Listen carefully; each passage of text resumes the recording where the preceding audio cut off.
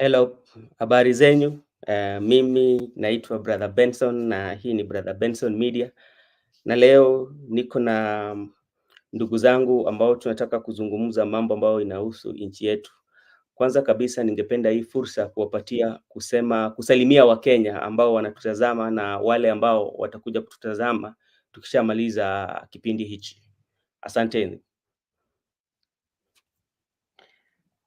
Okay.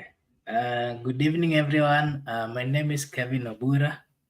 I'm happy to be in this channel, and we are looking forward to discussing issues which are affecting the people of Kenya.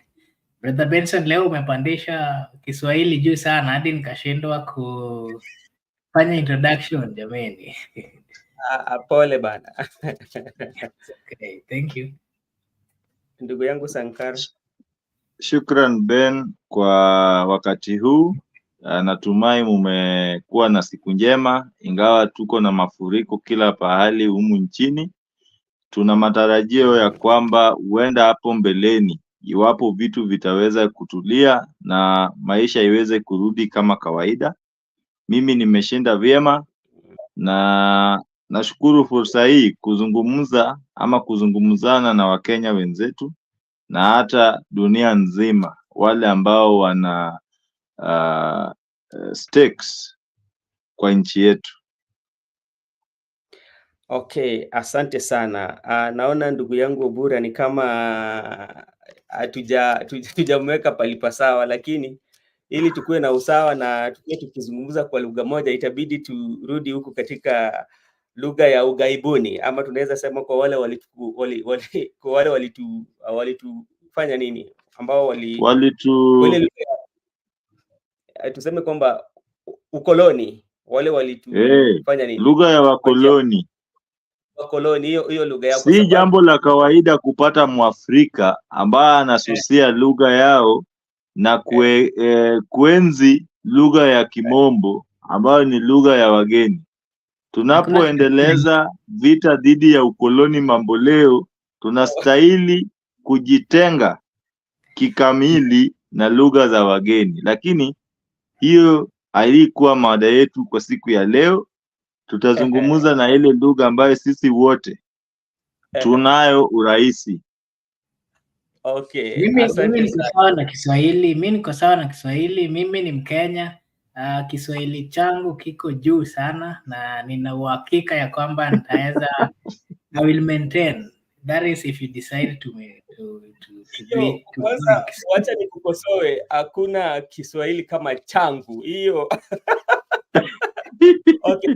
Thank you very much, gentlemen, for coming into the show. It is a nice Thursday, and as my brother Sankara said, we are still experiencing havocs and floods. People are still losing their lives. So if you know you are not in a safe area, kindly please, now it is upon your responsibility to save your life, because sometimes it takes you as a person to take that responsibility of your life.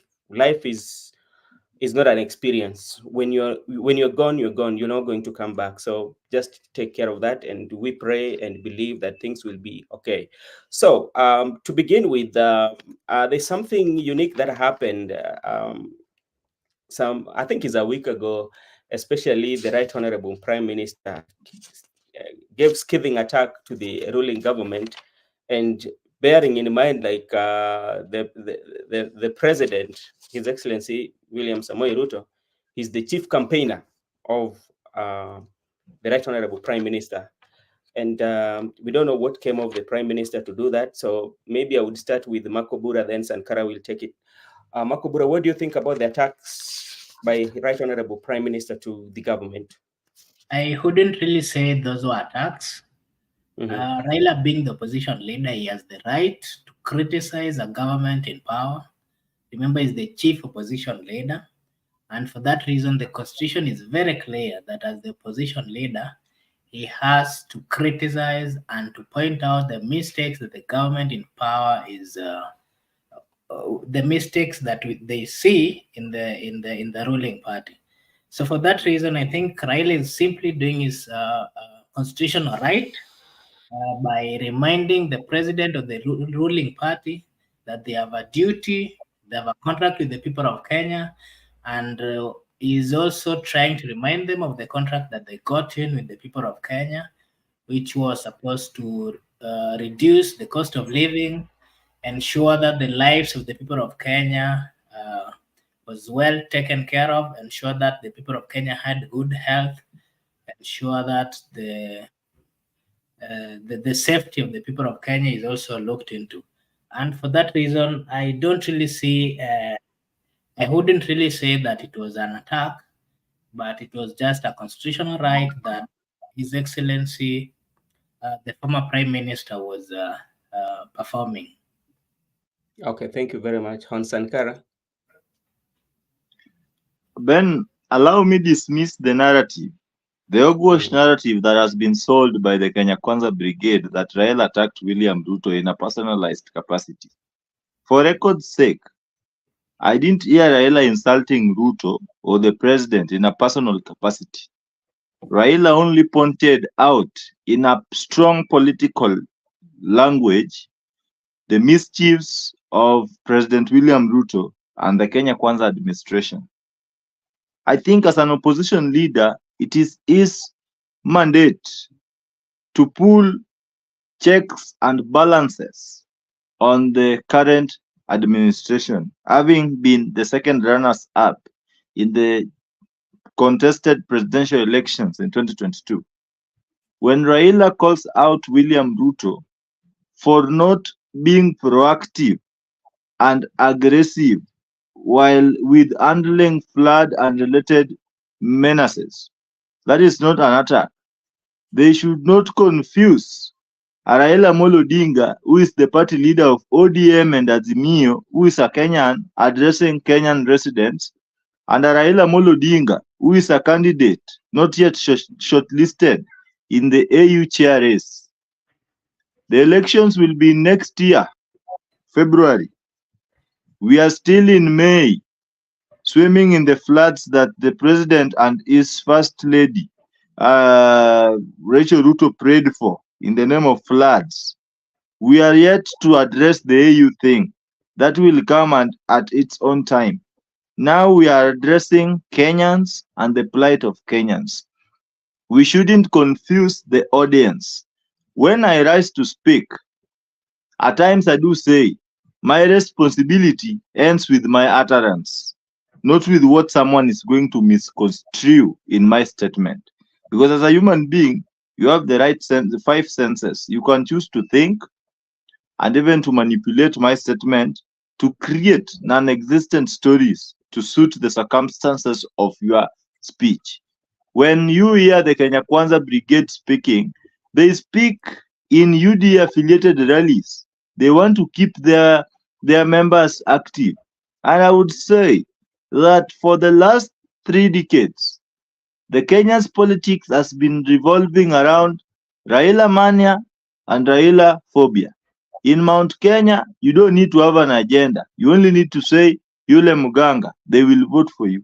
In Nyanza region, you only need to say, we are going to help Baba fight over there. Then they will vote for you. So without Raila, I don't know what people like Kimani Ichung'wah will tell the people and Cherargei and the team. It is high time that they learn to survive because they are still using the 2022 propaganda election manual to interact with the people who are already tired of them. It is high time that they sell another agenda apart from Raila Odinga. Let them even say this El Nino was satanic. At least we will understand, not Raila here, Raila there. And William Ruto was not forced to campaign for Raila Odinga. Because as a politician, I would tell you, the president is afraid of being a one-term president. He has to do everything possible to ensure that Raila Odinga leaves this country for AU so that he can continue to manipulate us with excessive taxations just as he does. Today, we are talking of turnover tax. We are talking of AHL tax, that is affordable housing tax. We are talking of small farmers, SMEs. William Ruto is killing small businesses with excessive taxation, with little outcome in terms of profit. These are things that William can only do in the capacity of a president without an effective opposition leader. Raila Ross wants doctors goes to work. Raila Ross wants Ruto is in black boots in Madari, cheating the flood victims, awarding them non-realistic financial obligations. So there is nothing wrong with Raila doing his job. Everyone is paid to work. Ruto is paid to be a president. Let him do his job. Raila is also loved by the people for being their savior. Let him also do his job. Whoever is feeling dissatisfied, they are not all going to vote for Raila in AU. They should not use this position to manipulate Raila and the consciousness he has. And that is what most leadership are lack in this country, are people who cannot stand for anything. You tell them it is green, they say yes, sir. You tell them it is white, yes, sir.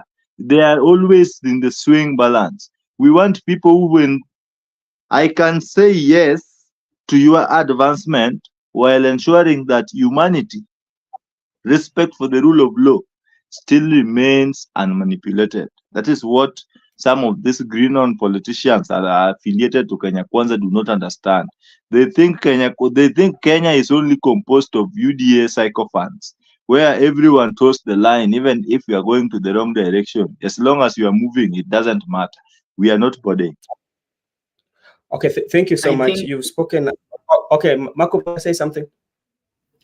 Yeah, I think we've been having a problem as a country whereby the government in power, if let's say they decided that they wanted to support the former prime minister for this position of AU, I don't think it's right for them to peg it or to now give ultimatums or telling now the opposition that they should now not criticize the government.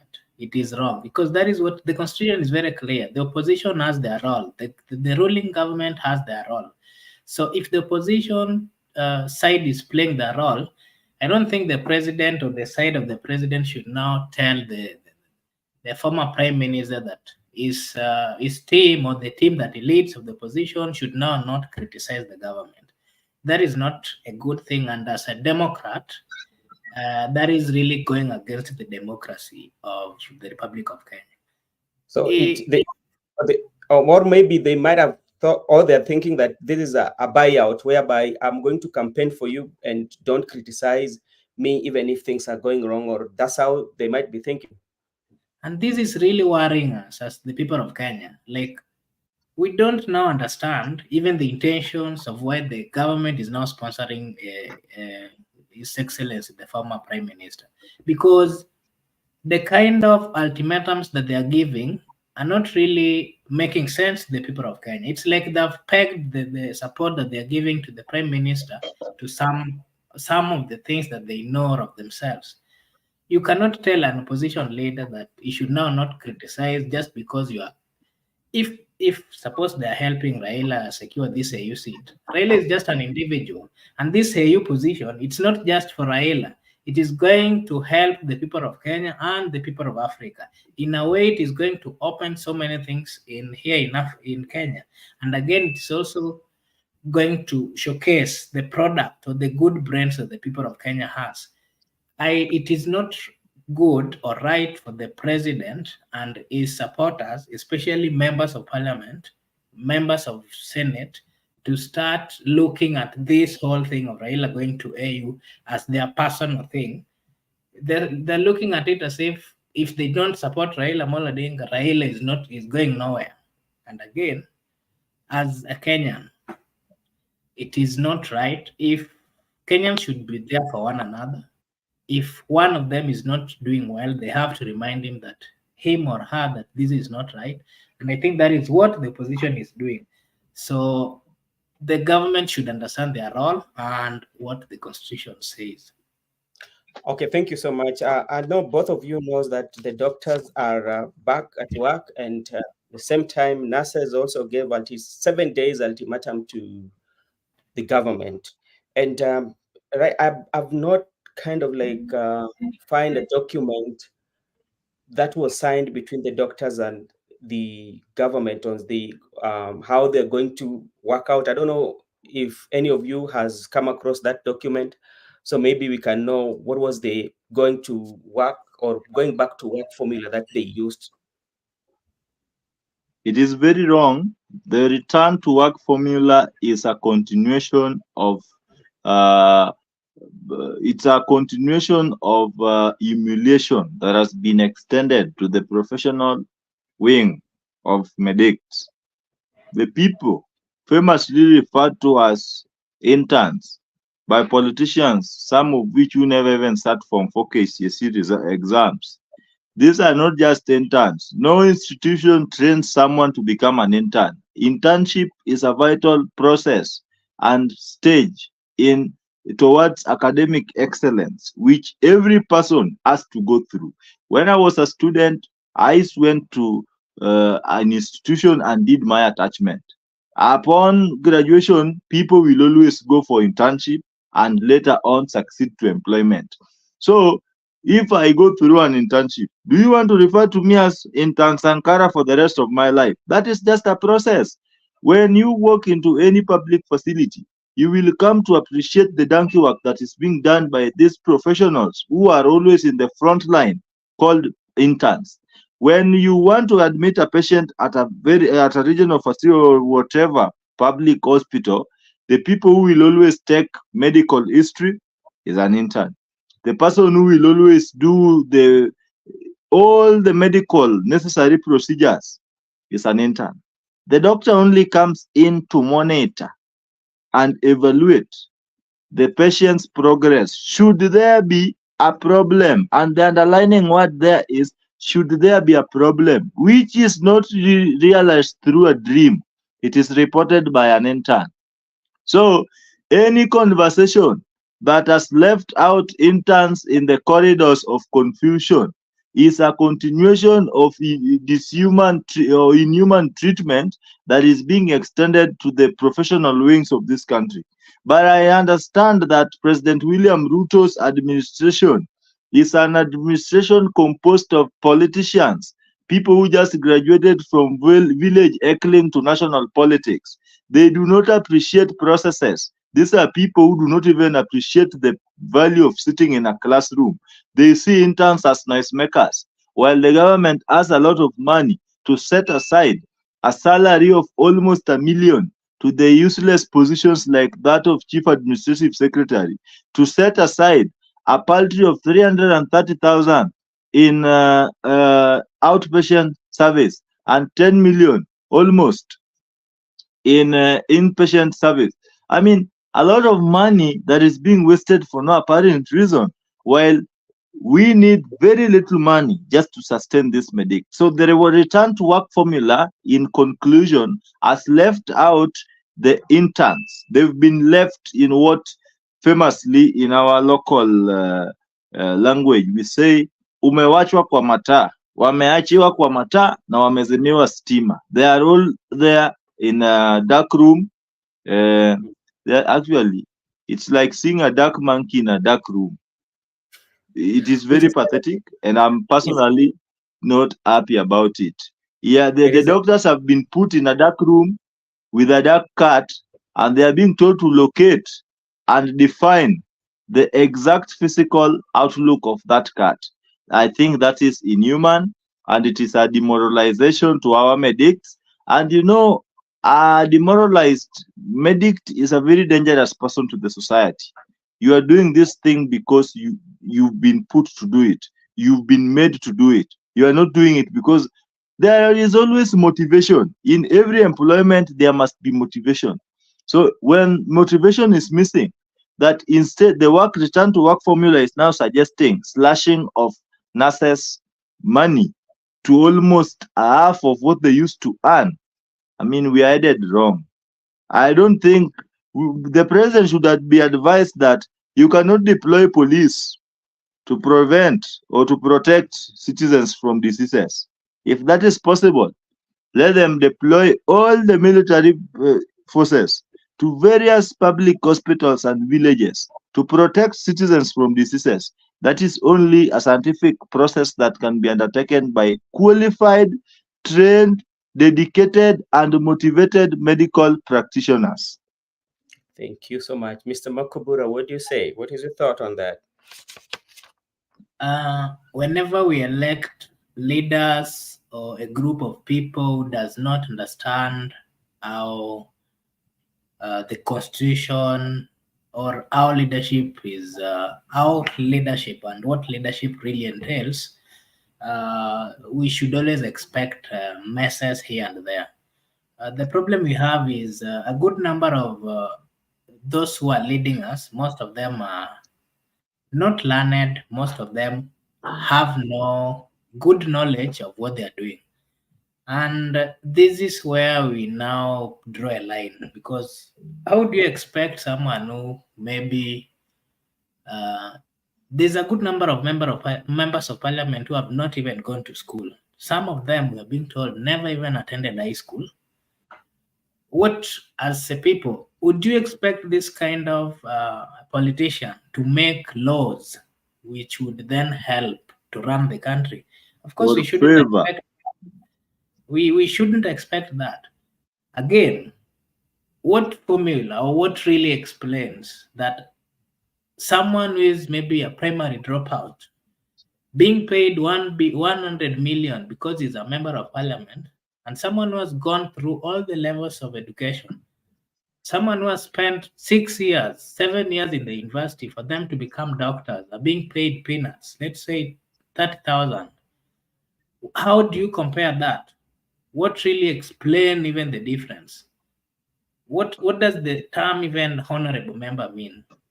Someone becomes, we refer to people with this kind of names if they can solve the situation, if they can solve problems at hand, if they can make decisions which can help improve the lives of the people that they are leading. That is when they qualify to be called with such kind of names. How would you, it doesn't make sense that a whole member of parliament and even the president of the republic can go in a public rally and then you start saying that if they can't go back to work, they should look for somewhere else. That's a president, that's a leader. That is someone who should be using some good words so that he ensure that he understands the interest of these people who are striking. The president and even the members of parliament should give a ear to these people who are striking. But instead of doing that, they are the people who are criticizing, not even trying to bring these people together to understand whatever cries they have. As a country, we still have a long way to go. The people who are in power cannot make decisions which can help the people of Kenya. I was surprised the other day they were doing demolitions here in Kuru Kwanjenga. And then you ask yourself, where they were eating after a good number of people have died. That is when they go start doing demolitions. And to make it worse, they are going to demolish houses where the poor of the poorest people, that is where the poor of the poorest stay. And you demolish these buildings and you don't even give nothing to these people. How are they even going to survive? And it is still raining, it's still flooding.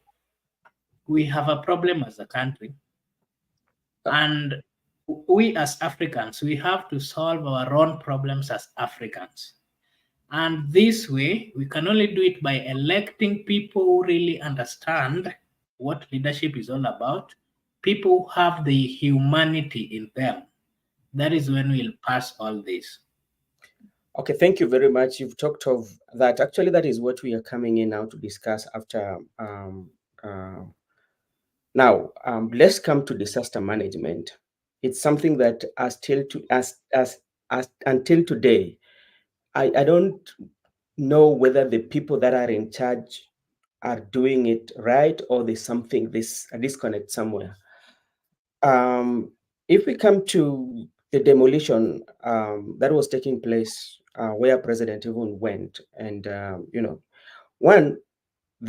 houses were being demolished, yet there was no kind of like any rescue center for these people. Then the president was saying they were supposed to be given something like around 10,000.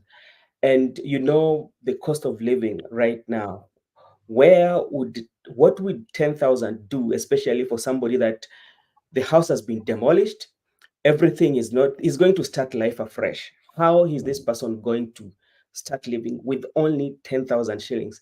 Yet we have affordable houses that are there, that are being used by taxes money, the public money, that are built on public land.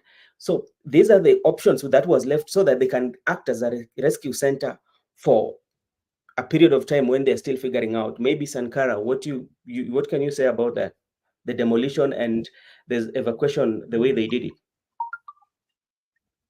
I think the ongoing demolitions is a scheme by Kenya Kwanza government to steal public land in the name of restoring riparian land to its initial state. The demolition, or let me say, or rather, in a complex term, resettlement, evictions in the midst of a disaster, which has claimed lives, properties, and infrastructure, is not an event. It is a process.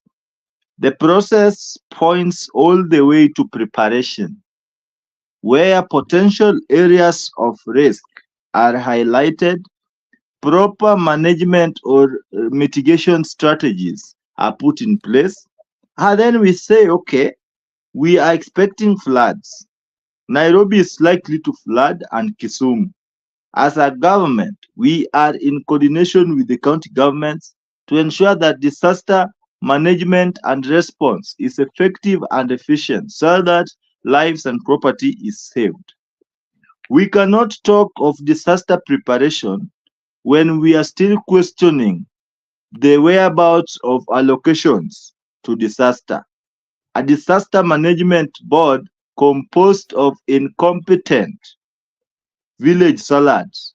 Look at Nairobi County. The disaster management is consisted of or composed of a librarian, a theologist, some quacks with no titles and responsibilities under the leadership of Johnson Arthur Sakaja.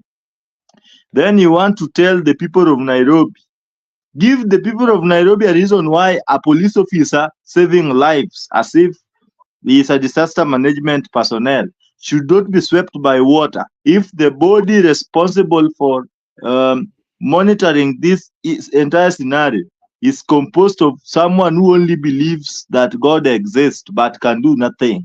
That very, very Bible where that theologist graduated from says that faith without action is dead. You saw how Kenyans died in Nairobi. It is true. So they only believe. So this calls for a society that do not reward merit, competency, and suitability of an individual before they are considered for any engagement. It is okay that I may lack the academic qualifications, but at least I show some effort and commitment that, you talk of someone doing something they love passionately, not loving what they are doing passionately, that is, not doing what they love. So in this case, I fault the government. I have never had a better time to praise the UDA administration.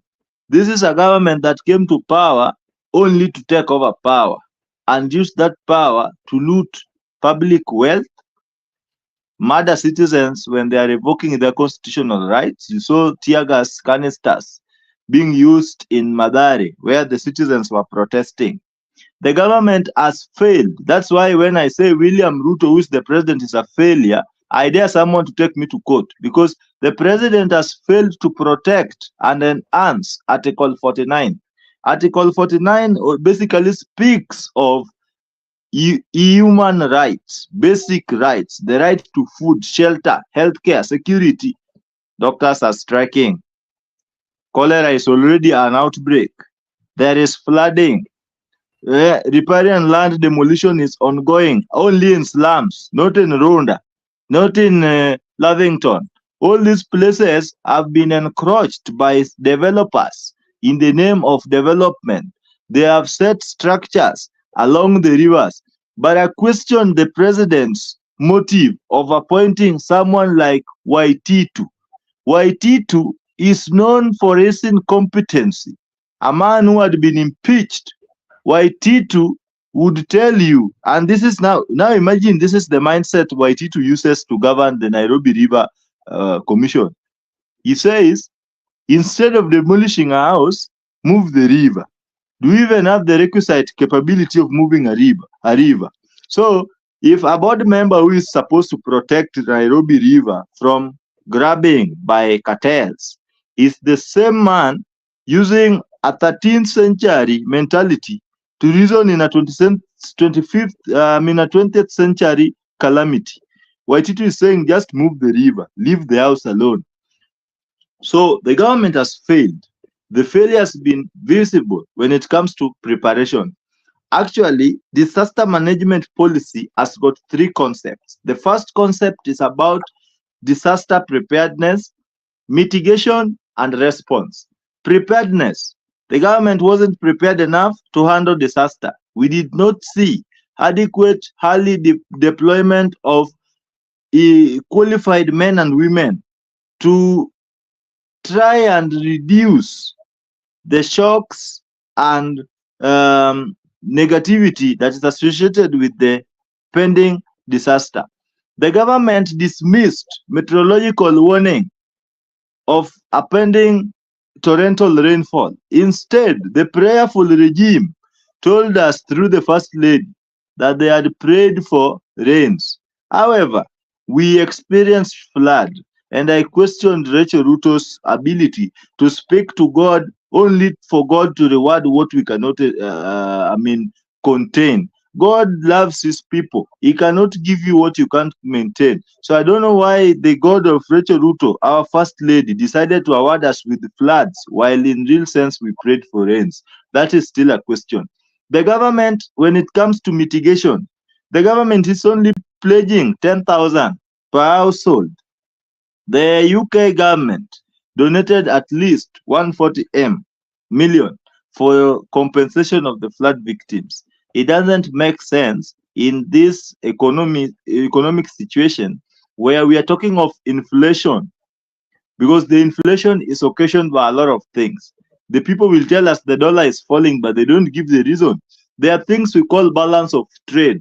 That is the balance between the import and export, the balance of payment at the international markets. These are what fails the dollar.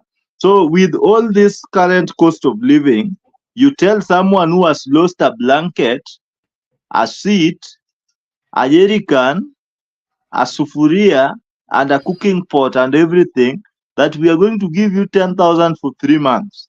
You are evicting these people without providing alternative settlement. The essence of eviction is first manifested by highlighting safe havens, then you follow that with a notice, then you set structures that is going to temporarily shelter these people as we look into permanent settlement scheme. Because as a government, the responsibility of a government is to protect its people, to provide shelter that is upholding the dignity of the people. You cannot uphold a human dignity with the 10,000 meant for 3 months for someone who has lost everything, including their identification documents. So I fault the government on mitigation. Let us come to response.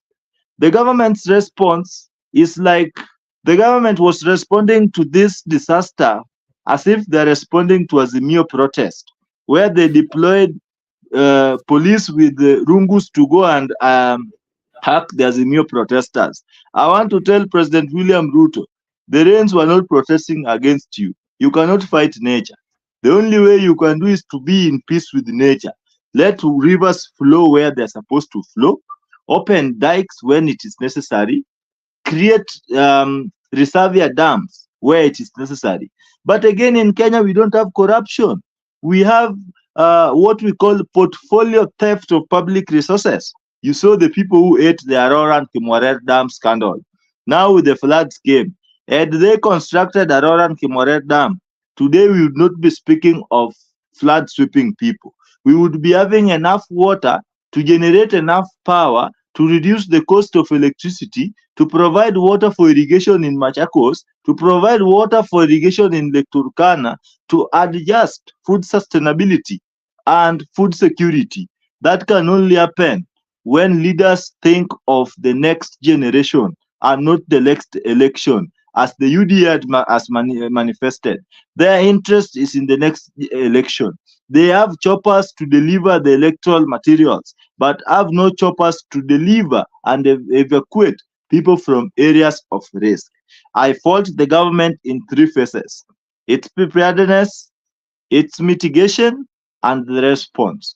All the efforts by the government is not in good faith of a government that is solely responsible for protecting and enhancing a human life to a dignified status. Okay, thank you very much, Mr. Makubura. What do you Yes. say about how it was handled, especially when it comes to giving the families that were And by affected? the way, before I can Yes, finish, Ben, yeah, mhm, I was in Madari. true. I have Yes, pictorial and videographic evidence of mhm, the scenario where Kenyans are as we are speaking today. The alternative settlement that I've sung, I'm not singing because I sat somewhere and Googled and saw what floods had done. I personally went to Madari through the Honorable Mata Karua. I accompanied some of my friends there. We found people in a devastating condition. There was no food, no adequate supply, not even adequate. Let me underline in red pen and erase the word adequate. There was no medical supplies. The place is flooded. The houses have been swept. There is no food. Children are sleeping on the floor, which is actually in bad shape. No proper lighting. They're exposed to mosquitoes. They do not have shelter. They do not have clothes. The clothes they have been donated and they are all on the floor. I have all this in video and in photographic content. So when I hear the government speaking of as a government, we have, we have done what? We have lost over 600, over 200 people, sorry. These 200 lives. Is this not enough for the president to declare this as a disaster? Is the president waiting for a whole county to be swept by flood so that he can declare this floods as a disaster? Remember, out of the 47 counties, 33 counties have been adversely affected by floods. In a thinking society, that is enough to declare it a disaster. But as we know, the nature of our dealers, or what do you call them, leaders, these dealers can only declare disaster where there is some foreign aids at their disposal for looting. You saw what they did with COVID. But where the responsibility shifts to the government, that is where you will even die 500 people. The government will say, we have lost 300 people. They will not even quote the exact figures because they fear the burden of responsibility. The Kenyan government is like a man who goes into bed with a woman, get a child, and runs away from responsibility. They only speak of, this is my daughter, this is my son, when the son or daughter succeeds in life. That is what the government is doing. So the success in this case is the government receiving foreign aids. That is when they will declare it a disaster to continue milking more from those their political accomplices. So I'm really annoyed man, and I don't want to mince my word. I don't want to make people believe that I'm happy with them. I'm not happy, by the way. okay. Thank you so much. Makubura, what do you say about the 10,000 that were given to the families that are affected? Okay, first, I want to say this, that the people who are affected, everyone in Nairobi or in Kenya was affected in one way or another. But I think it's also true to note or to say that there are some places which was very much affected. And if I look at here in Nairobi, among the places are Madare, Mkuru, Kanjenga, partly Kibera, and where I saw demolition was Mukuru Kajenga.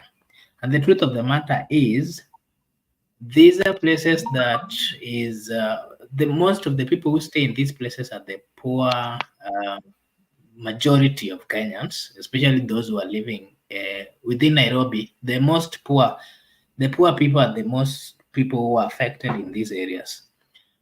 And then the government now comes out and tells us that it starts demolition. And then I ask myself, you want to demolish a house that someone who is very poor, someone who has no consistent salary income stays in, and then how, like, this government, they expected these people to move to which place? And at the same time, mind you, these people, they don't have a salary. These are people who wakes up, they go to Mjengo, and whatever they get, that is what they use to sustain their daily livings. Because Then the only job the government has created is the Mjengo. The president has only come with the affordable housing, which is making look like a human right, which he has failed in his entire cycle of addressing floods to allocate even 100 units for the flood victims, because this is a then taxpayer's money. now you ask yourself that after demolishing the house of these people, and remember these people are already affected with floods, meaning there's a possibility that they'll never, during this season, there was a possibility that there was no mjengo, so hakuna mtu angeenda kazi, kumaanisha now they didn't have any money with them. And then the government comes after demolition, then the government tells them that we are going to give you 10,000, of which this 10,000 they were not being given in this the day that demolition was done. 10,000 is just a promise. That is, there is no clear way or truth whether they're going to be given or not. And then it's also stresses me, and I also wonder that even during these demolitions, there's a good 2 or 3 people were killed in these houses. Then you ask yourself, these are people who are already facing very tough life. They have seen very many dangerous things, and then instead of telling the people to get out, you still use the bulldozers and all these big machines to crush people in their houses until you kill people. And then you say that you're a government that is being led by leaders. I think the government is not being truthful to the people that they're governing. That is my thought. And again, if truly this government cares for the lives of these people, then they are Kenyans, but they are poor. And the people who are contributing for this mortgage thing, these houses, fund, and the rest, these are also Kenyans, both the rich and the poor. These poor people whose houses were demolished, they should be given the priority. They should not even pay, because this was a disaster. This is something that they didn't expect, and it has rendered their life in a manner that they can't recollect everything back. The best thing that a government should do is to give them a priority and give them houses, because hizi ni pesa za Wakenya, and these are also Kenyans. And Kenyans are the nicest people in the whole world. We've seen so many times whenever Kenyan is facing hard life, people like Eric Omondi always comes up, and then the people of Kenya starts contributing. So I think it is a good thing. If truly this government cared for the people, then they should give these people priority as a gesture of them giving back to the people that they are leading. And again, remember, this government rode on a platform where they were saying that this government is for the hustlers. The biggest hustlers are these people who stay in Mukuru Kanjenga. The biggest hustlers are those who stay in Madari, and those who stays in these informal places. So these people should be given a priority. And if they're given these houses, then we will truly believe that the government in power is a government of the hustlers. Thank you so much. And I want you also to weigh your thought on, especially we've seen leaders And to me, I call it PR, whereby a leader will come with maybe one gorogoro of maize and take it to the victims and leave them there without offering solution. And they just take these pictures. In the first place, the person that you're leaving one gorogoro does not even have a place to stay. The person you're leaving one gorogoro does not even have wanted or how Then can to go to. allow me to say this. How is that one too? Because like, not only the government is doing it, even some leaders are doing it. So such like issues, we need to call them out because there's no way you are going to visit those who are affected by floods, give something very little, leave them there without even offering a solution. That is something that's also we have to call out some leaders who have done that. Not only the government have failed, even some of our leaders have failed. Yeah, Ben, I think if someone is faced with calamities or if someone is in dire need of some specified basic needs, if you give them that basic need, let's say you go buy food and then you give to someone who is going hungry or not having food, that would not have solved the situation. If you meet someone who doesn't have a way of accessing or even buying his or her personal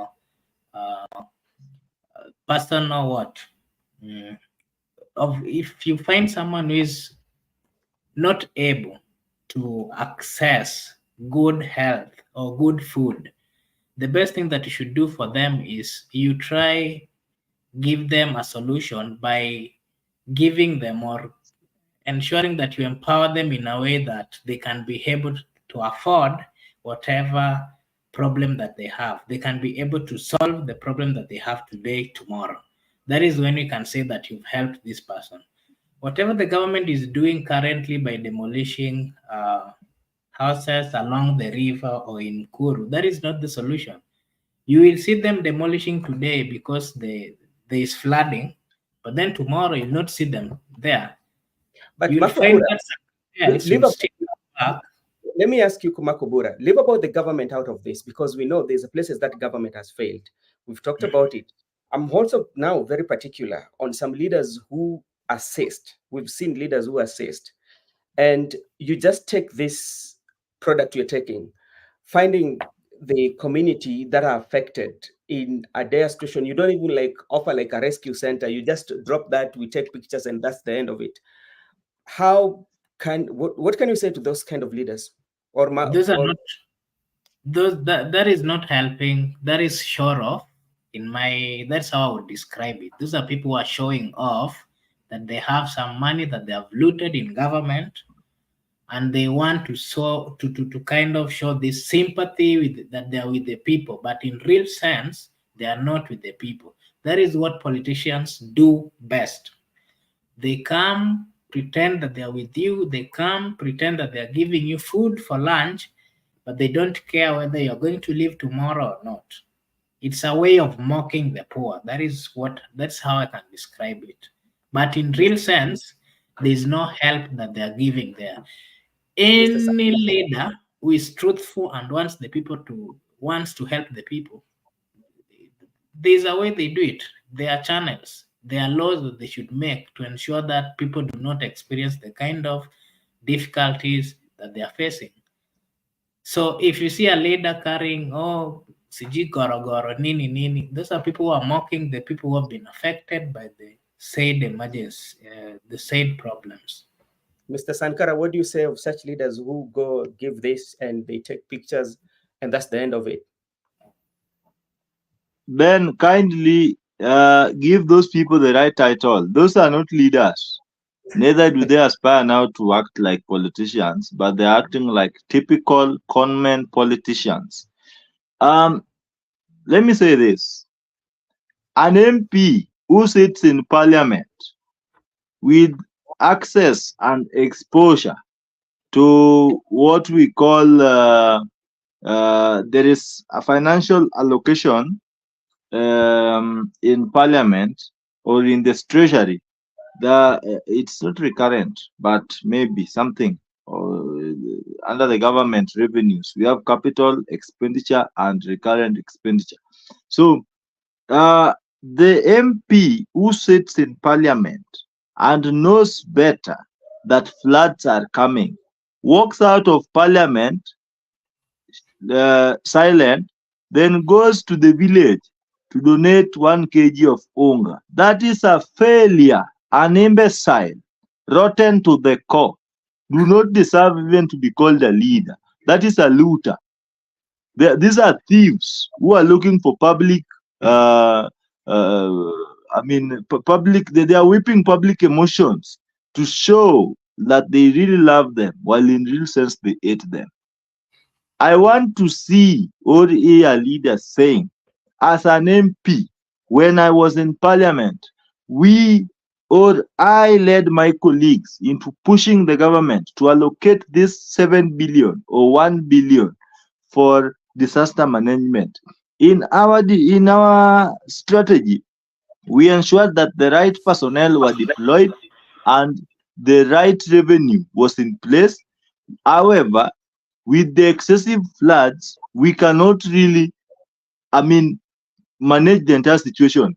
What we are talking about here is the motivation behind our actions, whether in parliament or outside parliament. The laws that we are making, they are knee-jerk reactions meant to please the political power of the day and not for posterity. Because a leader who is going to take unga 1 kg, just like my failed MP, Shakil Shabir, does in Kisumu East in funerals, do not represent the aspiration of sustainability when it comes to food security. The sustainability should always be a question. Well, you have brought me 1 kg of unga. For how long will you be giving me this 1 kg? Some of the things these people are doing are against logic and even the Bible that they tend to quote and master every day. They quote even what is not there. I want to tell you, a leader who takes food to the people and do not take his or her time to humbly think, preempt, imagine, and attempt to solve a problem, only to wait for the problem to rise and rise to the occasion by taking selfies, should be canned and drowned into those floods. They should be thrown in the floods so that they also be victims of the floods.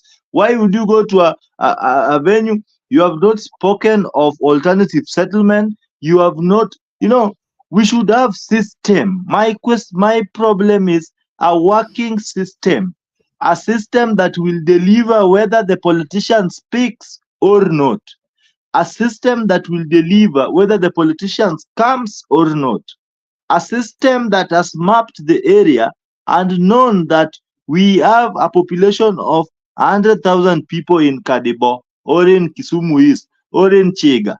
Because floods are coming in Ahero, we are likely to have these 100 families affected. In our budget, as a county, we have allocated 100,000 for each household that may be affected with the floods. We are trying to expand our dikes and drainage system. We have set up an alternative dam where we are going to collect this rainwater and preserve it for irrigation during the dry season. Because the irony in this entire thing is the same areas that are crying of floods today will in 2 months' time cry of drought. Then you ask yourself, do we have people who are using their brains in government? I think government is an organization of cynical characters. People who automatically refuse to think. They behave like automatic vehicles. They refuse. Thinking and them cannot be in the same line. So these are people who do not have alternative problem solving mechanism. All they know is how to loot. And that's why I say a typical Kenyan politician head is composed of 3 things, or thinks of 3 things. 1 is theft, 2 is women or men, depending on the gender, then 3 is sex and alcohol. Only. They do not think of the people and how to help the people. It is not the duty of a politician even to help. Just do your work. My interest will fall in place. wanatuambia mambo ni matatu, lakini kwa kichwa yao mambo matatu ni pombe, wizi na ngono. Hakuna kitu ingine. Citizens are left for themselves. You just die, we will declare national holiday to bury you. We will take care of the cost of a coffin. Why would you extend the financial allocations to coffin? Why don't you extend the allocation for earlier and safer evacuations, earlier and safer resettlement, so that when I die out of nature, not because I've been swept out by floods, because a government of people who are praying when they're supposed to be doing is in place. We understand the importance of prayers. But the Bible says somewhere, I don't want to be hypocritical or funny and quote what is not there, but somewhere in the Bible, if you read very well, it says faith without action is dead. I don't know, it's the book of James or something. I am trying to recall, but it is somewhere there. So it is very sad that people are believing in God. It is like you're standing before a rail, an electric train. You are on the rail. You are saying God is going to protect me, and then you are potentially waiting for that train to knock you. Then you say God will protect me. Even Jesus refused to tempt God when the Satan took him to a higher place and told him to throw himself down because the angels are going to protect him. Jesus used his common sense that I am a human being. I am a mass. I will die and break myself. These are the politicians who are telling us to persevere and live within our means. While what can save the people is their entertainment allowance. Do you know the entertainment allowance of some of these politicians can actually save 80 families in a row? But anyway, the leadership is an image of the people. At times, I do not believe that I should be blaming our leaders. I believe I should be blaming the voters. These are people who remove their brains while they are going to vote. They leave them there. They go vote with their stomach full of hatred, clanism, and tribalism. Then after that, after voting imbeciles and village salads, they go back and pick their brains. Then they start complaining. At times I say Kenyans deserve what they are going through, which I shouldn't say. Because why do you vote a person who has a track record of looting everything? They've stolen even the dead bodies from the makaburini. Unapigia mwizi wa makaburi kura. Unapigia mtu ambaye gazeti zote ametangazwa kama mwizi. Alafu unampigia kura na unatarajia kubadilisha maisha yako. Atabadilisha maisha yako kutoka hapo downwards, not upwards. So Kenyans, at times we should get serious and decide on what we want as a country. If we want to vote looters, if we want to vote thieves, if we want to vote murderers, please stay with your decisions. Okay, thank you. It is time for people to reconsider. We have a lot of things that bring us together as a country, that things that divide us. Okay, thank you, Makubu. And maybe before we end, I think also needed to share this. When it comes to national leadership, I think the people of Kenya should always be, we should always open our mind and keenly look at the reasons why we need national leaders.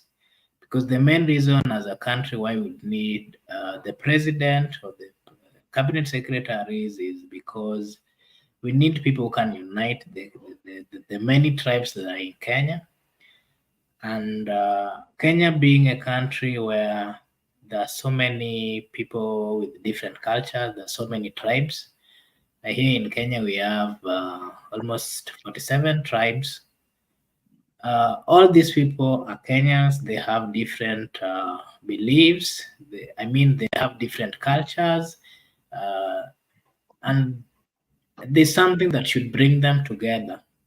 So bringing them together requires a leader who understands, a leader who can consider, a leader who will give everyone time, a leader who will listen to everyone. A leader would use the leadership position that they occupy to unite and bring all these tribes together. Let no any tribe feel that they are not part of Kenya. And that is a responsibility of people in the national government. Whenever any tribe feels that they are not in this government, then we'll have a problem, same as what we are seeing in Somalia. So a government should have a responsibility of uniting the people so that each and every person who residing within those areas or that country feels that they are part and parcel of the country. And that is one very important thing. Whenever a person in leadership, in national leadership, starts giving preferences to people from specific tribes, then this widens the gap in tribalism. And this creates so many problems. And this is why we've been having a problem as a country because of such kind of decisions. Okay. Gentlemen, thank you so much for your contribution. I know our time is up, and if we find another time, another day, we'll continue to discuss the issues that are affecting our country. For those who are watching us, thank you so much for your support. And if you're new here, kindly please join us by subscription. See you tomorrow when we'll be having another discussion. Thank you so much.